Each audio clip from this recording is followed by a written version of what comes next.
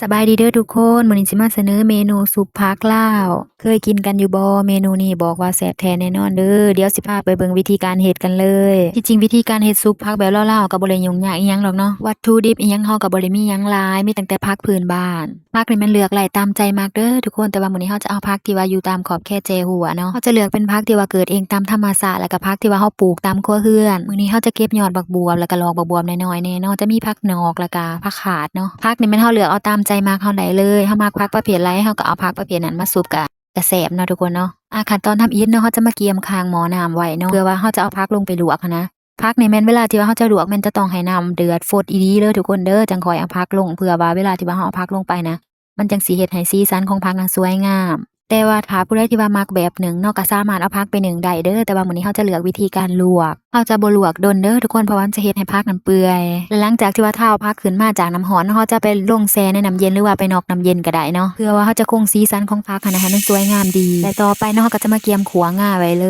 ยเฮาจะขัวแล้วก็เอามาตำแบบหยาบๆเนาะบ่ให้มันแดกแห้งเกินไปสำหรับบางคนเนาะก็สิขัวถั่วดินใส่น้ำเนาะถั่วดินหรือว่าถั่วลิสงหั้นนะแต่สำหรับสูตรข้อยแล้วเนาะถ้าใส่ง่าก็จะบ่ใส่ถั่วดินเด้อ สำหรับวิธีการเฮ็ดซุปผักเนาะที่จริงก็บ่ได้มีสูตรตายตัวอิหยังเด้อทุกคน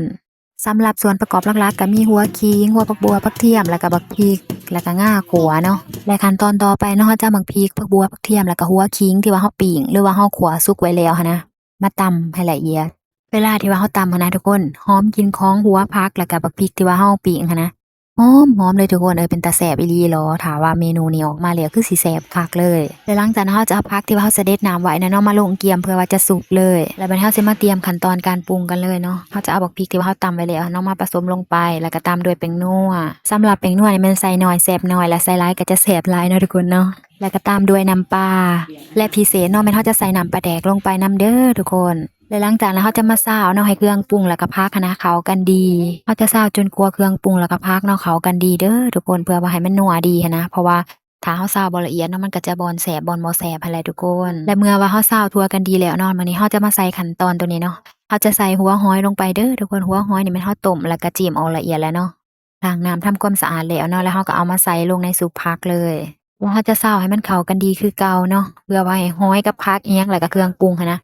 เข้ากันอย่างนัวเลยแหละทุกคนสำหรับเมนูซุปผักเนาะถ้าเฮาไหลหัวหอยมาใส่แนวนี้ก็ถือว่าสุดยอดเลยเด้แต่ว่าถ้าไผบ่มักหั้นนะก็บ่ใส่ก็ได้เด้อทุกคนเด้อ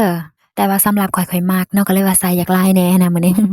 แล้วก็ถึงขั้นตอนสุดท้ายเนาะบัดนี้เฮาจะมาใส่ง่าขัวลงไปเนาะสำหรับง่าขัวนี่ใส่ลงไปหลายๆแฮ่งแซ่บเลยทุกคนมันจะมันดีหั้นนะ